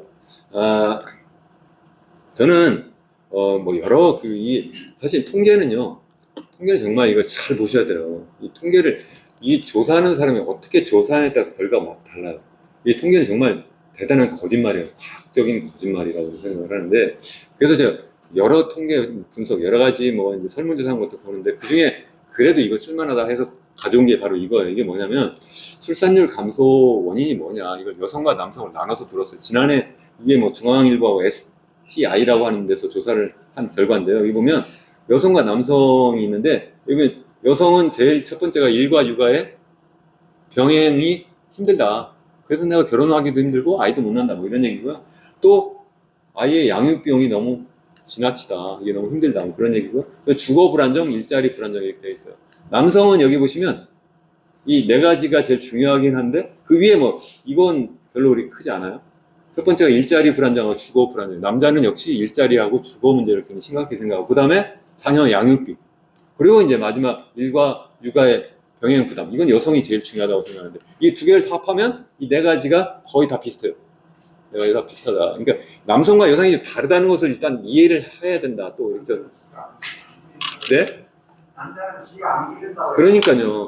근데 그러니까 뭐 일부에서 그렇게 여성이 뭐 그냥 뭐 왜 국가에서 뭐 아이 낳아라 뭐 이렇게 막 도와줘. 그냥 옛날에는 뭐 쑥쑥 잘 낳는데 그거 옛날 얘기고 지금은 그거 아니니까 그렇게 하면 안 되는데, 어쨌든 여성은 바르게 생각한다. 그걸 우리가 이해를 해줘야 된다는 말씀이고요. 이게 이제 한국은행에서 또 최근에 발표한 자료인데 한국은행하고 비슷해요. 이렇게 한국은행이 비교적 굉장히 과학적으로 연구하는 그러한 기관이라고 저는 생각을 하는데, 비교적 여기도 고용 불안, 경쟁 압력, 주거 불안, 양육 불안, 되게 좀 전에 말씀드린 그 네 가지가 다 여기에 이제 포함이 되어 있습니다. 그래서 다시 정리해서 말씀드리면 이 네 가지 문제, 일자리가 불안하다, 이걸 해결하지 않으면 안 된다. 두 번째, 주거가 불안정하다, 이거 해결하지 않으면 안 된다. 세 번째, 양육 비용 문제를 해결하지 않으면 안 된다. 그 마지막, 일과 육아의 병행 문제, 이걸 갖다가 해결하지 않으면 절대 안 된다. 이 문제입니다. 제가 말씀드리려고. 이 문제를 마침 우리 한 대표님께서 아주 자세히 또 처음에 연구소 소개하시면서 이런 거 하려고 합니다. 이 내용이에요. 제가 보면. 그래서 잘 이렇게 좀 핵심을 잘 잡고 있다 이렇게 저는 개인적으로 생각을 합니다. 그래서 보시면 정말 그런지 이제 보다 좀 과학적으로 한번 생각을 해보시자고요. 보세요. 일자리 문제인데요. 일자리는 사실 이제 고용과 경제 성장률 뭐 이런 건데요. 그냥 편하게 제가 사람들이 쉽게 이해하게 제가 이게 뭐냐면 우리나라의 경제 성장률 추이하고요. 학계 출산율의 추이를 제가 같이 그림을 그려봤어요. 같이 그려보시면 어때요? 학계 출산율이 점점 떨어졌다는 거 봤잖아요. 경제 성장률도 같이 떨어지잖아요. 추세가 같아요, 일단. 근데 추세만 같은 게 아니라 단기적인 그 등락이 있잖아요. 경제가 특별히 어려울 때, 그래서 97년 외환위기 있을 때, 그때 출산율이 더 많이 떨어져요. 네? 특별히 뭐 2008년 뭐 글로벌 금융위 때 그때 또 충격을 받아 떨어져요. 또 최근에 뭐 코로나 때 더 떨어져요. 그러니까 경제적 상황이 나쁘고 그러면 당연히 결혼하고 아이 낳는 것이 힘드니까 못하는 거예요. 생각해보면 여러분들 그러면 이게 뭐 말이 되냐, 뭐 60년대 70년대 그때만 해도 얼마나 살기 힘들었냐, 보릿고개 해가지고 힘들었는데 그때보다는 지금 훨씬 더 살기 좋은데 왜 출산이 낮아, 이렇게 이야기를 할 수 있잖아요. 그때는 고용 사정이 나빴나요? 아니에요. 전 대학 다니면서 빵빵 놀고 공부도 잘 못했는데 대학 졸업할 때 보니까 다른 친구들도 마찬가지고 지금 소위 얘기하는 좋은 기업들 뭐 삼성, 현대 골라갔어요. 다 한번 들어가면 어떻게 해요? 평생 직장이에요, 그냥. 그러니까 그냥 대학 졸업하자마자 내가 일자리만 딱 잡으면 그냥 결혼하겠다는 말이 그냥 자동으로 나오는 거예요. 그래서 그 당시에 저도 그렇고 친구들 다 일찍 결혼했어요. 일자리가 안정적이니까요. 지금은 우리 학생들이 그게 되나요? 아니에요. 제 학생들 보면 대학 졸업하고 1년 안에 취업하는 애들이 반도 안 돼요. 진짜 취업을 해도 대부분 다 인턴직이고 임시직이에요. 네? 근데 어떻게 걔들한테 결혼하라고 하냐 이 말이에요. 결혼하라고. 안 된다는 거예요. 안정적 일자리를 어떻게든 만들어 줘야 된다. 문제는 이게 인구 고령하고 맞물려 가지고 인구 고령화가 빨리 진행되니까 경제 성장이 떨어지고 그래도 일자리가 또 더 없어지고 또 이렇게 그런 상황이 되니까 또 자꾸 공장 자동화, AI 로봇이 더 많이 등장하고 그러니까 또 일자리 더 없고 이게 지금 막 악순환 지금 되고 있는 상황이에요. 그래서 어떻게 할 거냐, 사회적으로 어떻게 일자리를 나눌 거냐 하는 문제도 굉장히 중요한 문제예요. 사실은 이게 굉장히 심각한 문제다 이렇게 저는 생각을 합니다. 두 번째는 이제 주거 문제예요. 주거 문제 되게 보시면 제가 이게 주택 가격 지수예요. 서울의 주택 가격 지수, 서울의 주택 가격 지수는 당연히 이렇게 올라가죠. 올라가는데 그냥 올라가는 게 아니라 이게 지금 보시면 빨간색으로 되어 있는데 이게 뭐 안 올라갈 때도 있고 이게 100에서 원지수 뺐어요. 왜냐면 출산율이 떨어지니까 두 개를 트렌드를 같이 보려고요. 추세를 같이 보려고. 여기 보면 100에서 원 지수를 뺀 그 가격 지수가 여기 주황색이에요. 보시면 여기 90년대만 해도 이게 굉장히 가격이 안정되었어요. 우리나라가 무조건 오르지 않았어요. 그러다가 2000년대 초에 이게 확 올라갔어요. 그러다가 최근에 사실 2017년부터 시작해서 굉장히 빠르게 올랐어요. 2020년 중반까지 한 3배 올랐어요. 서울 기준으로. 그러면 그때가 바로 뭐냐? 그때가 바로 출산율이 급감하는 때예요. 그 2000년대 초반하고 그리고 또 2017년부터 시작해서 최근까지 출산율이 확 떨어졌어요. 집값이 올라갈 때 확 떨어지더라. 이게 너무 당연하지 않아요? 생각해 보시면 왜 이거 서울로 하냐, 전국으로 하지. 전국으로 할 수가 없는 게 일자리가 다 서울에 있으니까. 젊은 사람들이 이제 생각하면 서울 집값을 보고 내가 결혼하고 아이를 낳지, 내가 저 지방에 강원도면 집값 오르지도 않는데 뭐 그거 싸니까 뭐 거기 가서 살아라, 이게 말이 됩니까? 안 되죠. 그건 안 되는 거예요, 사실은. 아까 뭐 강진군 말씀하셨는데 뭐 전국적으로 다 일자리 높아지는, 그 일자리 많아지고 뭐 주거도 안정되는 건 좋은데 기본적으로 우리나라가 지금 다 일자리가 서울에 있고, 그러니까 또 주거 안정도 서울을 중심으로 생각을 해봤는데 서울 집값이 너무 많이 올라가 있고 최근에 또 빠르게 올라가니까 지금 저는 큰일 났다 이렇게 생각을 하는 사람입니다. 그래서 여기 보면 단순 상관계수도 간단히 계산해 볼 수 있거든요. 두 개가 어떻게 움직이는가. 그래서 여기 보면 이게 0.86이에요. 마이너스 붙인 거는 이게 사실 그냥 100에서 빼지 않으면 그냥 이렇게 마이너스 값이 되니까 하나가 올라가면 내려가고 이렇게 되는 거니까 집값이 올라가면 이게 그냥 출산율 떨어진다 이렇게 보시면 맞아요, 그냥. 그래서 지금 큰 문제다. 뭐 여러분들 뭐 혹시 오해하실 수도 있는데 일본 같은 경우에 고령화 비율이 제일 높다고 그랬잖아요. 그럼 사람들이 거기 출산율 우리보다 훨씬 낮겠네 이렇게 생각해. 거기는 출산율이요 얼마 전까지만 1.3명이었어요. 지금 최근에 1.2명으로 떨어졌어요. 그것도 최근에 동경 중심으로 집값이 약간 좀 올라가는 것 때문에 그렇다는 그러한 연구 보고서도 있어요. 우리나라는 1.3명으로 떨어진 지가 벌써 언젠지 몰라요. 2000년대 초반부터 시작해서 계속 떨어져가지고 지금 뭐 0.7명이 됐으니까 보통 문제가 아니다. 그런 말씀을 드립니다. 집값이 높아도 지금 너무 높다. 제가 항상 말씀을 드리는데, 이게 보면 우리나라의 집값, 이게 뭐냐면 서울에 가처분 소득 대비 주택 가격이에요. 주택 평균적 주택 가격. 이게 한 27배 되는데, 최근에 좀 떨어져서 25배라고 다시 또 올라서 이게 한 27배 정도 될 거예요. 이게 무슨 얘기냐면, 한번 생각해보세요. 우리나라 서울 중심으로 평균적인 가계 소득이 한 얼마 되나요?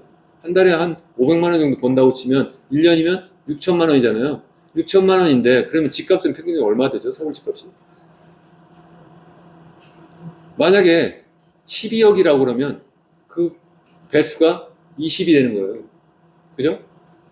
근데 12억 되나? 12억 더 되죠. 지금 15억 뭐 이렇게 돼버리면 금방 25억 넘어버리는 거예요. 그러니까 이거 그냥 뭐 이거 계산 안 해봐도 그 답이 빵이 나와요.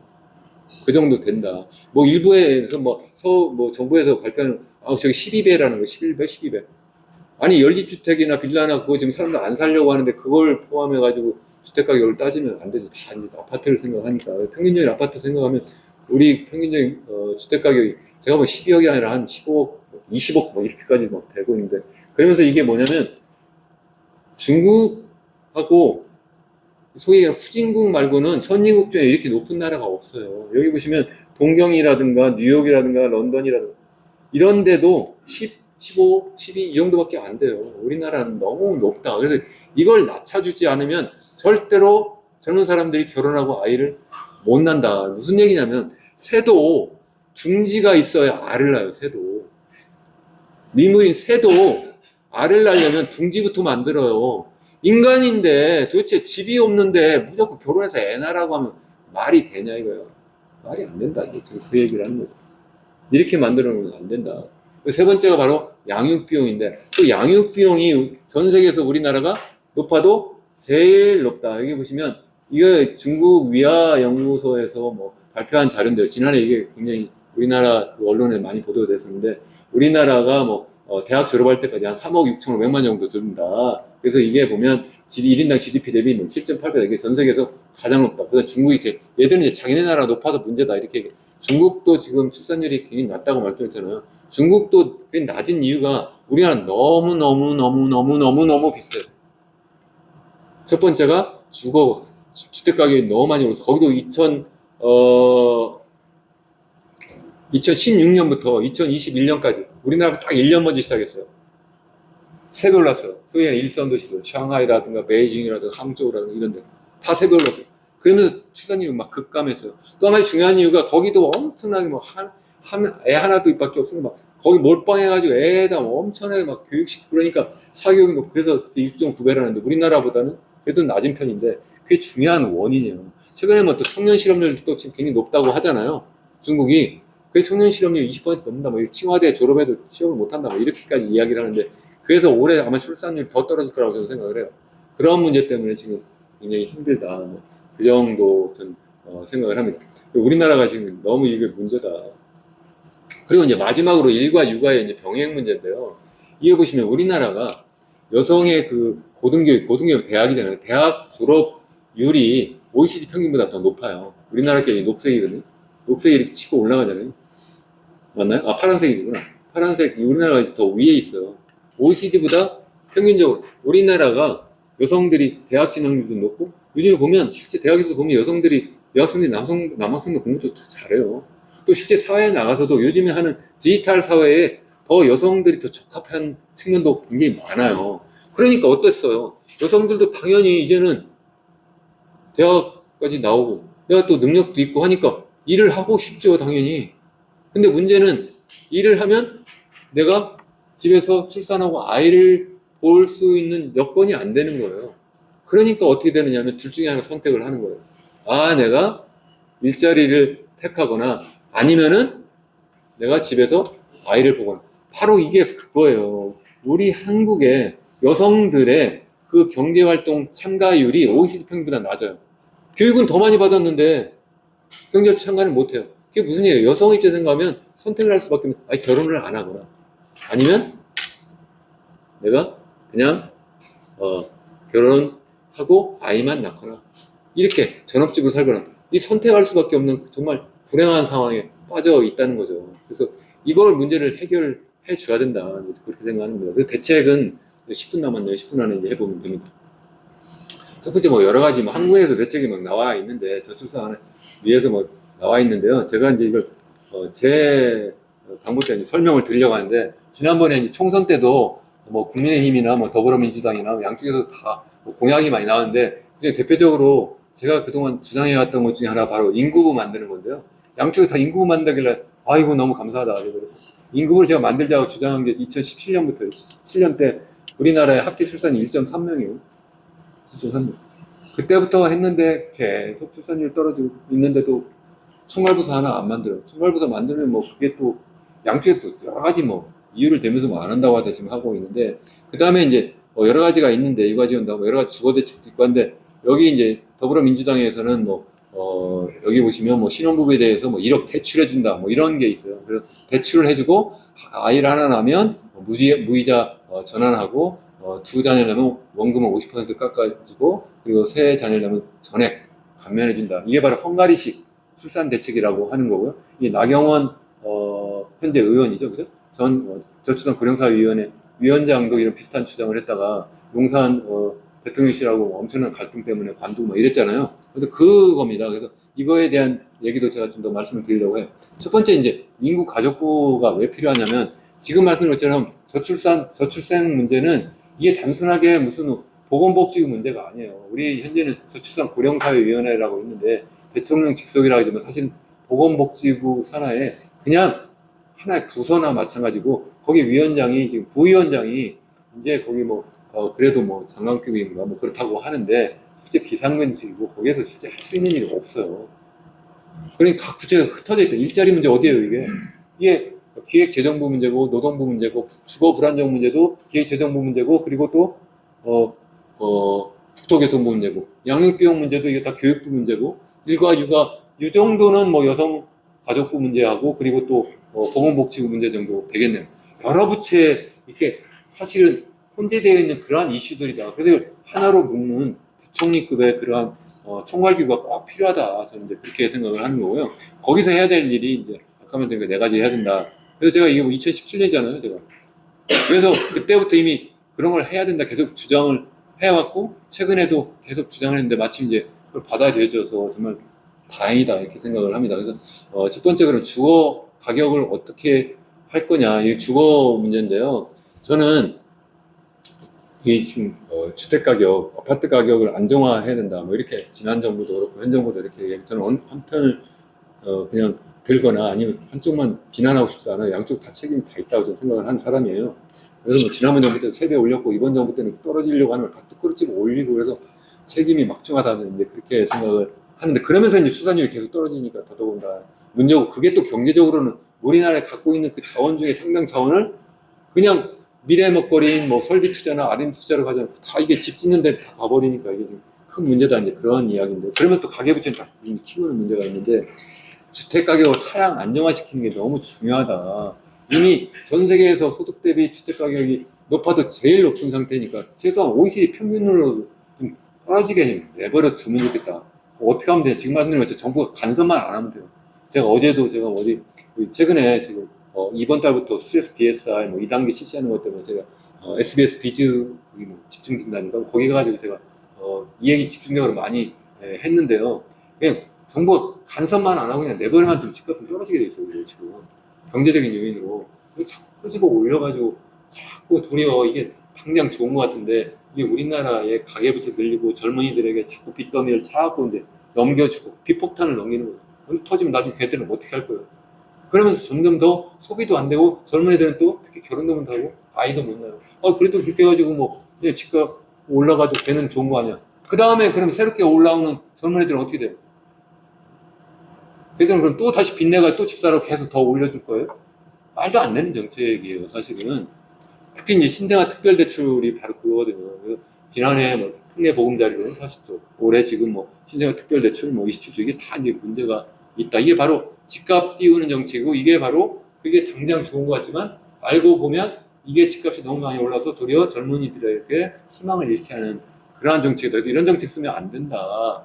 그래서 사실 헝가리식 대출도 마찬가지라는 거예요. 좀 전에 말씀드린 뭐 그런 나경원이나 아니면 민주당에서 이야기하는 그러한 것들도 이게 말이 안 된다. 무슨 말이냐면 이것도 생각해보세요.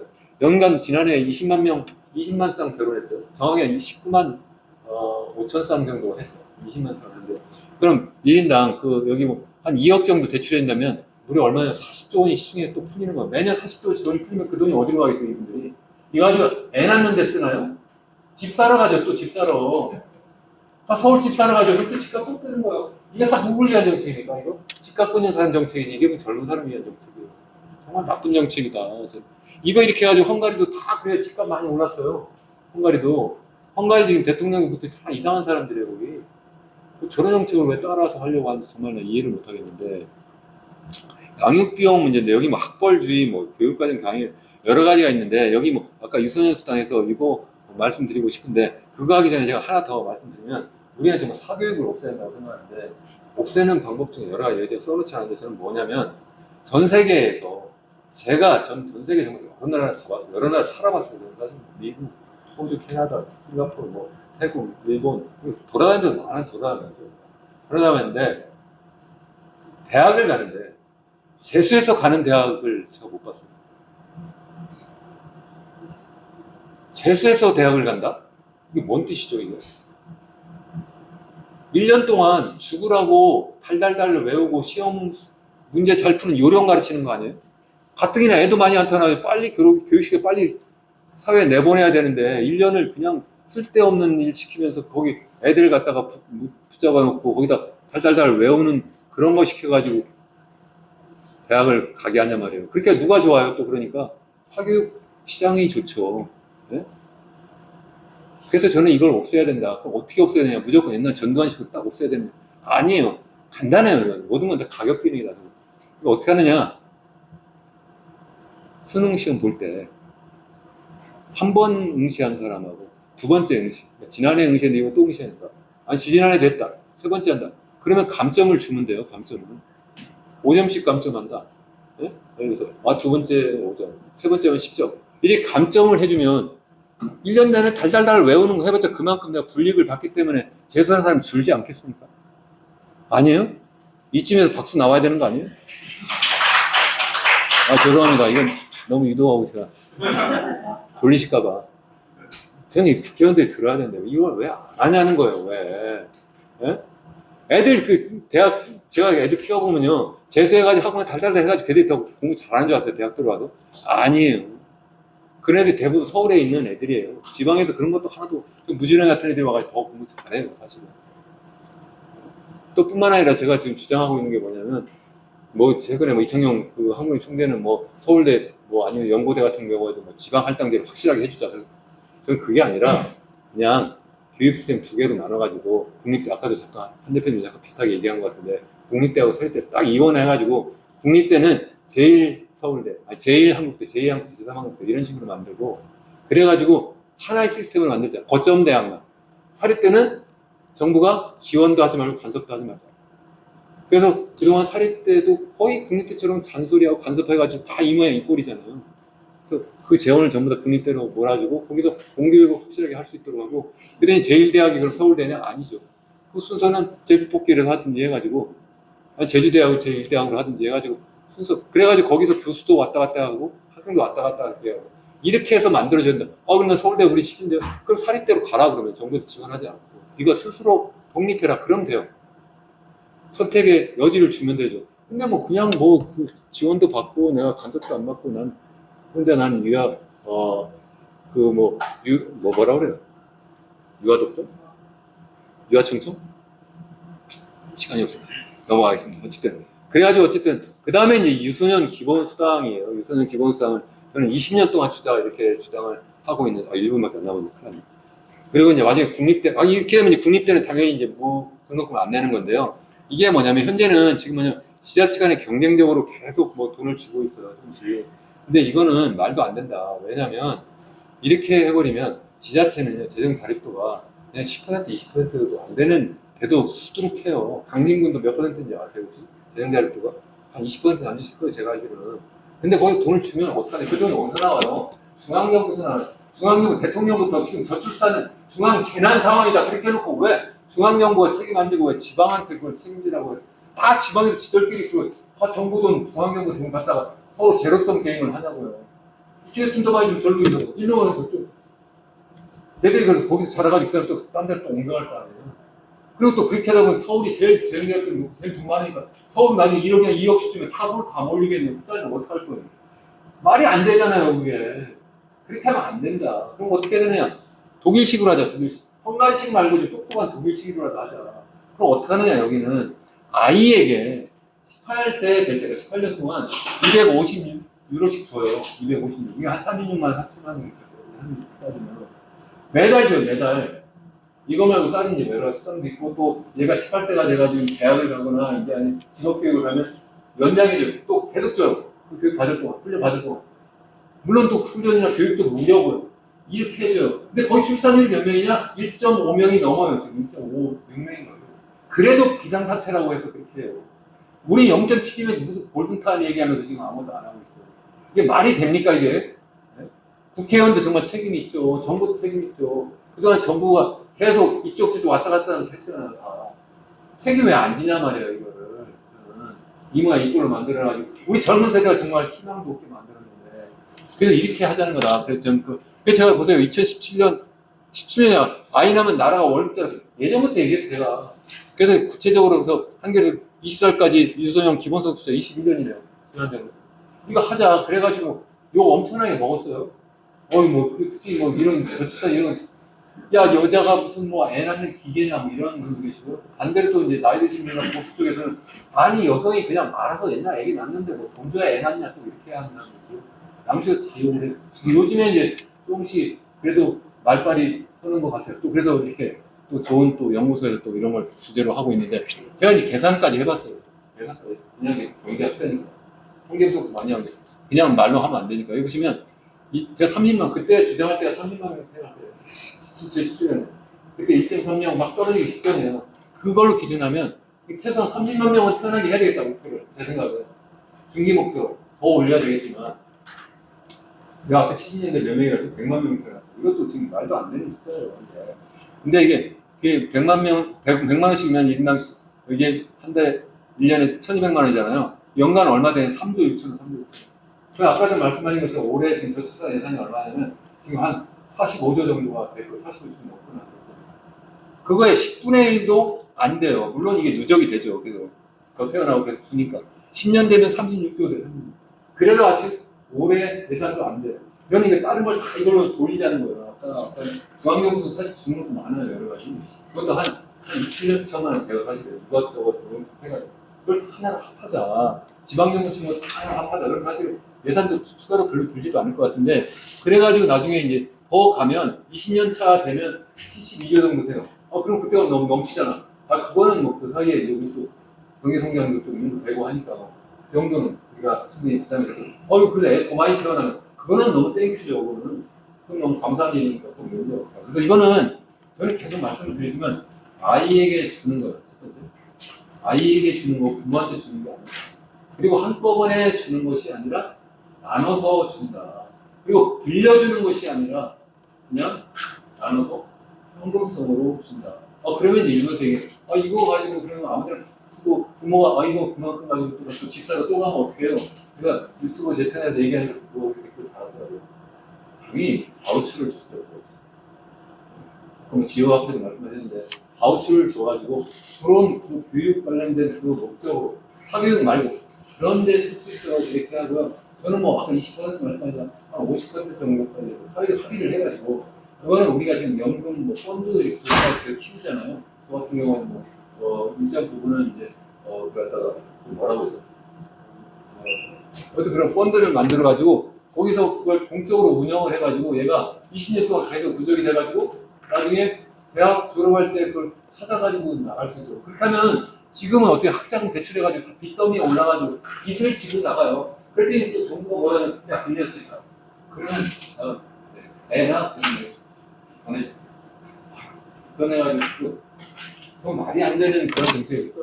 그게 아니라 빚이 아니라 현금을 주자. 또 나갈 때도 자본가로서 나갈 수 있도록. 그래서 나가서 자기가 정말 떳떳하게 살 수 있도록 앞으로 어쩌면 이 AI 로봇 등장하면서 정말 일자리가 없어질 수도 있어요. 그럼 어떻게 살아야 돼요? 얘가 자본가로밖에 살 수 없을 거예요. 제가 그렇게 책에서 많이 그런 얘기를 하고 있는데 그렇기 때문에 앞으로 기본소득도 실제 이게 보편화될 거예요. 그래서 보편적 기본소득이라고 얘기를 하는데 그렇게 될 때 그러면 행복한 사회는 아니죠. 그건 정말 기본적인 삶을 할 수 있도록 하는 거니까. 그러면 AI 이런 로봇을 정말 주도하는 그런 디지털 사회를 주도하는 그런 기업의 주의자를 하면 되잖아요. 그럼 주식 투자하고 그런 걸 운영할 수 있도록 그렇게 만들어주는 게 좋겠어요. 구체적으로 시간이 다 가버려가지고 못하겠는데 아무튼 그런 얘기고요. 그리고 이제 뭐 일과 육아의 병행 부담 뭐 이런 것도 다시 말씀드리면 이것도 꼭 굉장히 중요하다. 그러한 말씀입니다. 지금 약속 시간보다 한 5분이 지나버려가지고 여기서 마치겠습니다. 여러분 축하드립니다.